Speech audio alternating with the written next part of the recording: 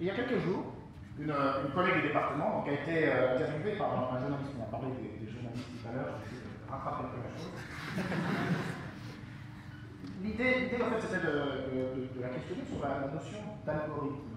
Et à l'issue de ça, elle m'a fait remarquer qu'il y avait eu un glissement dans les termes employés qui passait du mot programme, et ceci depuis peut-être les 3-4 dernières années, au mot algorithme. Alors ça nous fait assez plaisir. Ça nous fait assez plaisir parce que derrière le programme se cache quoi finalement? Un programmeur suivi d'un langage et d'un ordinateur. Alors que la notion d'algorithme est complètement différente. Il s'agit d'une abstraction ici, il s'agit de quelque chose de beaucoup plus éthéré. Et ce qu'on peut voir derrière ça, c'est un glissement justement dans les médias de la notion d'informatique comme une technique vers la notion d'informatique comme une science. Ça, c'est quelque chose qu'on appelait de nos voeux. Alors, ce qu'on appelait en revanche pas du tout de nos voeux, c'est que si vous regardez comment la notion d'algorithme a été introduite dans les médias, peut-être la dernière fois que vous m'avez entendu parler, il s'agissait, je ne sais pas, peut-être d'une façon de dissimuler les émissions dans les moteurs diesel, ou encore du trading haute fréquence, ou de la surveillance de la NSA. Donc si on ne prend pas garde, à peine catapulté sur le statut de science, on va se retrouver assez rapidement du côté des essais nucléaires ou du maïs transgénique. Alors, l'idée de cet exposé ici, c'est que vous puissiez rentrer chez vous avec un petit algorithme très efficace, très utilisé, et que vous aurez parfaitement compris. Alors, ça m'a pris beaucoup de temps pour savoir quel algorithme j'allais pouvoir vous présenter, et on va essayer. Ça va être un algorithme de compression de données, et je vous propose donc de commencer par le début, à savoir qu'est-ce qu'un algorithme. Bon, c'est pas grave. Alors, la première chose que vous devez connaître dans votre algorithme, il va y avoir trois parties. Vous avez une entrée de votre algorithme, il va y avoir l'algorithme à proprement parler, puis il y aura une sortie. Dans l'algorithme que je vais vous présenter ici, pour être absolument sûr de son innocuité totale, je vais décider qu'il y aura, je vais le priver de sortie. Donc ne vous étonnez pas si vous n'en voyez pas, c'est à dessein que je fais ça. Alors, je vous présente cet algorithme. L'entrée, c'est ici un ensemble de nombres entiers. Alors quand je parle d'ensemble ici, ça va plutôt être un multi-ensemble. Je vais pouvoir me permettre de répéter les nombres. Donc vous avez votre ensemble fini, bien sûr, de nombres entiers. Et puis on va lui appliquer une suite d'instructions. Cette suite d'instructions va être la suivante. Tant que votre ensemble a au moins deux éléments, vous allez prendre les deux plus petits éléments, les enlever, et c'est difficile ça, il n'est pas facile cet algorithme à faire passer, et ajouter l'élément A plus B à l'ensemble de E. Voilà, ça c'est un algorithme très très simple. Alors on retrouve l'instruction mère de tous les algorithmes le temps que la boucle teste. Alors peut-être le plus simple pour illustrer un algorithme, c'est de le dérouler sur un exemple. Donc ce qu'on va faire à présent, c'est prendre une certaine instance. Alors je vous propose par exemple celle-ci. Vous avez un ensemble ici, un multi-ensemble de nombres. Je ne sais pas pourquoi je montre là, c'est pas très évocateur. Là. Donc vous avez ce multi-ensemble, et on va lui appliquer l'algorithme qui consiste maintenant à trouver les deux plus petits nombres, donc à savoir ici 1 et 2, de les enlever, de les ajouter. Alors je vais faire ça en une seule étape. Donc, alors là, on ne peut pas bien voir, mais le dernier chiffre est un 3 et il est inscrit en bleu. Donc il s'agit de la somme de 1 et 2. Donc on a transformé ce 1 et 2, on a fait un 3, on l'ajoute, et maintenant on reprend les deux plus petits éléments. Deux plus petits éléments, donc 2 et 2, 4, et les deux plus petits éléments maintenant sont 3, etc. Alors là on retrouve la caractéristique du déroulement d'algorithme. C'est long, c'est ennuyeux, et on ne comprend pas grand-chose. Enfin, si on comprend quand même une chose, à la fin 128, ça doit vraiment être la somme de tous les éléments du tableau, ça c'est pas facile.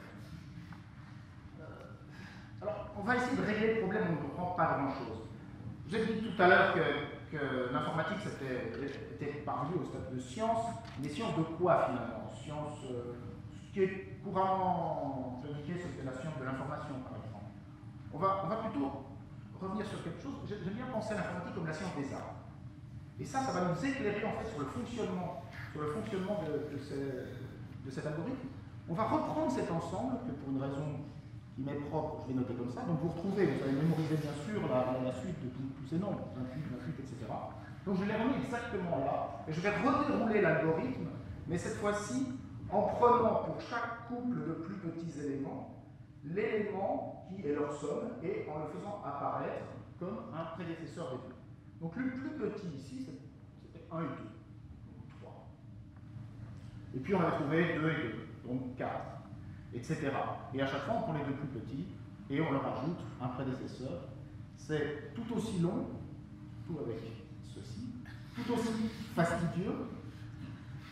Je ne pense pas que c'était aussi fastidieux néanmoins. Mais cette fois-ci, on voit un peu plus clair. Il s'agit de cette longue liste d'ensemble. On a obtenu un arbre binaire. Bon, bien sûr, à un moment, on ne peut pas trop faire l'économie de la question de la sortie de l'algorithme à proprement parler. Et la question, bien sûr, c'est à quoi cet algorithme utilise ça? Alors, à quoi ça sert? Donc, si je me réfère à mon titre, ça va nous servir à compresser des données et plus précisément à compresser du texte. Alors, je vais vous introduire un exemple. On va illustrer comment cet algorithme peut permettre à compresser un texte. Et l'exemple que je vais vous proposer, donc, qui provient d'un autre admirateur des arbres, Henri Michaud, est le suivant.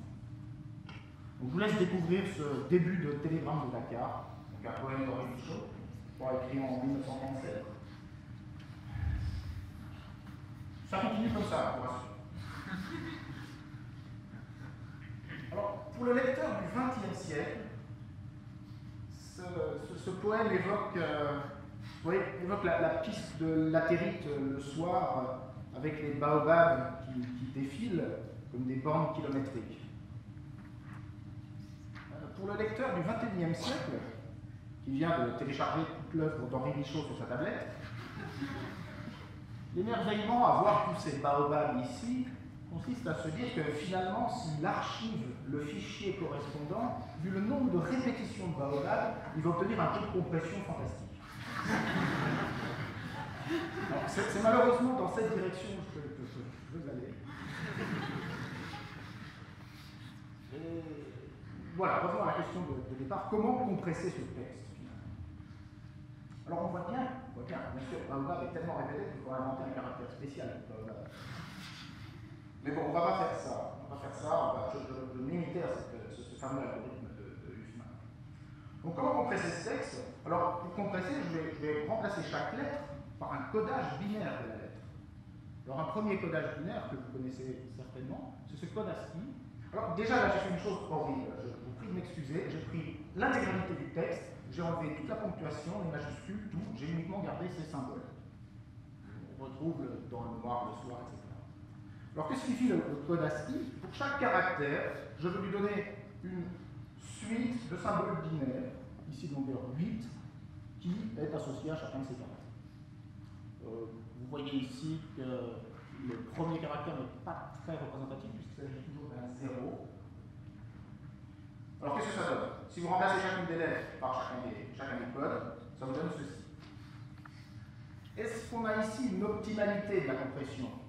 Au niveau binaire, bien sûr, on a obtenu un mot beaucoup plus long, mais au lieu de partir de 16 caractères, on en a plus que 2. Donc, bien sûr, on va avoir de l'extension. Mais est-ce qu'on pourrait améliorer ce code binaire pour pouvoir avoir une compression meilleure du texte? Alors, il y a une première remarque ici, c'est que vous n'avez que 16 lettres. Et 16 lettres en binaire, ça se code avec 4 symboles, 2 puissance 4. Donc, on aurait pu déjà faire une économie. Je voudrais préciser une petite chose. C'est bien de compresser, c'est bien de coder, mais c'est bien aussi d'être sûr de pouvoir décoder. On va vérifier qu'on sait bien décoder, sinon on peut tout coder sur 0 même. Donc là, ce qu'il faut, c'est assez facile de constater qu'on peut décoder ici, puisque il suffit de tout découper, tout segmenter en intervalles de 8, et on récupère les lettres. Alors, comme je vous ai dit, 8, c'est peut-être un peu beaucoup. Tout peut se coder exactement sur 4 bits, et bon, ça tombe bien, il y a exactement 16 lettres ici.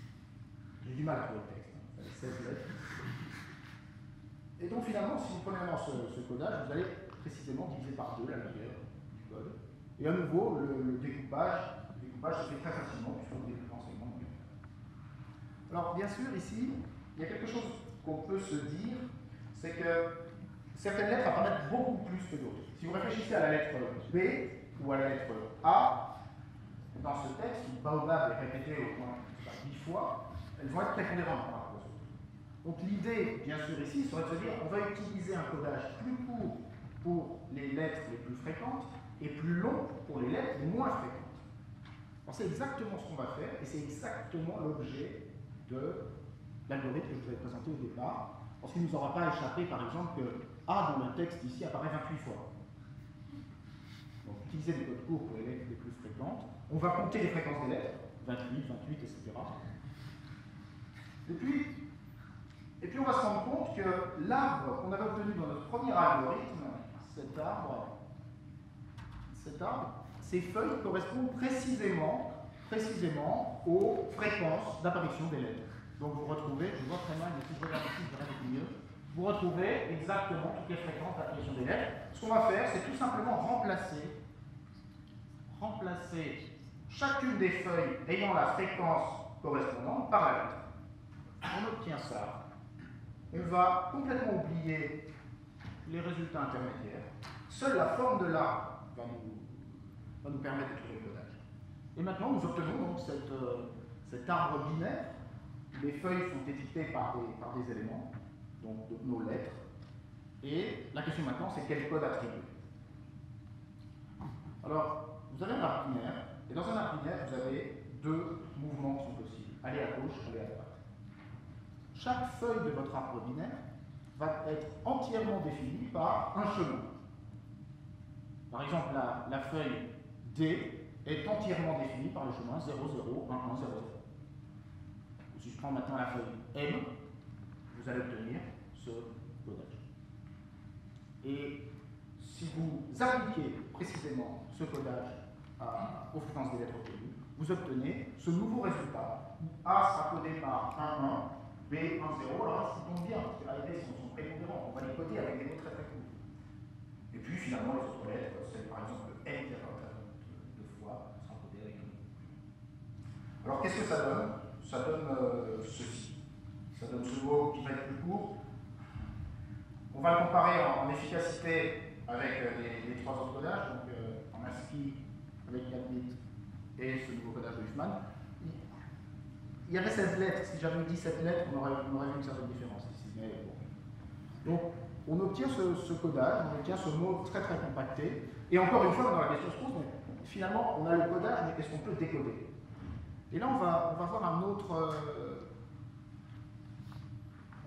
aspect de l'informatique, c'est-à-dire quel modèle de calcul nous permettent de faire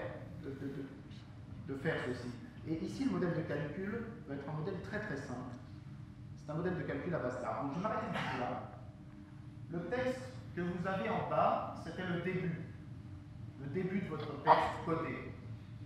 Là, vous avez votre arbre. Et vous imaginez que vous avez une tête de lecture qui n'a encore lu aucune lettre du texte, qui est à gauche, et une tête de lecture qui est sur la racine de votre arbre.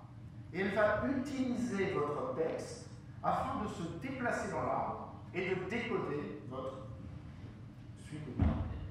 Donc on va suivre scrupuleusement ceci. Donc 0, je lis 0, je vais sur 0. Je lis 0, je vais sur 0, etc. Et vous descendez le long de l'arbre. Ceci afin d'obtenir la première lettre, D, puis 1, 1, DA, etc. Donc, ce que vous observez ici, c'est que suivant cette suite de caractères, cet arbre vous parle.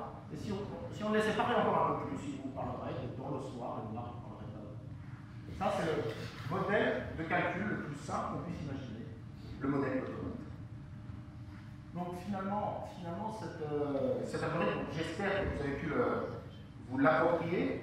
C'est un algorithme extrêmement simple. Si vous songez à la simplicité de la chose, il s'agit d'un simple temps que d'une petite modification. Vous n'avez juste qu'à compter les fréquences d'apparition de vos lettres et vous obtenez ce codage. Alors maintenant, peut-être que cet algorithme est complètement dépassé. Ce qui est d'autant plus surprenant, c'est que cet algorithme est toujours utilisé de façon très intensive en traitement final de tout traitement de compression. D'accord? C'est toujours quelque chose d'utile. À présent, vous avez un algorithme très simple, que j'espère que vous avez compris, et qui est utilisé à chaque fois que vous compressez un fichier. Alors, si vous voulez aller un peu plus loin, il y a cette question très naturelle. Vous avez tous essayé rageusement de compresser plusieurs fois de suite un fichier. Sinon, essayez, ça se voit assez vite. Il y a une limite à cette compression. Bien sûr, au bout d'un moment, vous allez bloquer. Mais vous allez bloquer par quoi, concrètement? Vous allez bloquer par quelque chose, vous êtes bloqué par la somme d'informations qu'il peut y avoir derrière tout ça. Donc, si vous voulez en connaître un peu plus sur justement ce qui vous bloque quand vous compressez un fichier, je vous invite donc à découvrir ce qui s'appelle cette entropie de Shannon. Alors, si vous voulez aller un petit peu plus loin et que cet algorithme de Huffman vous a plu, il existe un autre algorithme qui, lui, prendra en compte le fait que des mots sont répétés, comme baobab. Parce que là, si vous regardez dans Huffman, on n'a pas du tout utilisé le fait que ce qui était répété, c'était baobab, mais juste les lettres. Et cet algorithme, qui est extrêmement élégant, je vous invite vraiment à le découvrir. Essayez de faire des recherches là-dessus. Il s'appelle donc l'algorithme de Burroughs-Wheeler. Vous, à partir d'un texte, va détecter, pas détecter, c'est un simple algorithme, ne réfléchis pas, va détecter les répétitions de mots et les mettre à profit pour transformer votre texte en un texte qui va avoir des longues plages similaires. Bon, je vous laisserai découvrir là. Je vais approcher de mes 15 minutes, j'ai un petit peu de suite, mais je pense que je vais m'arrêter. Merci.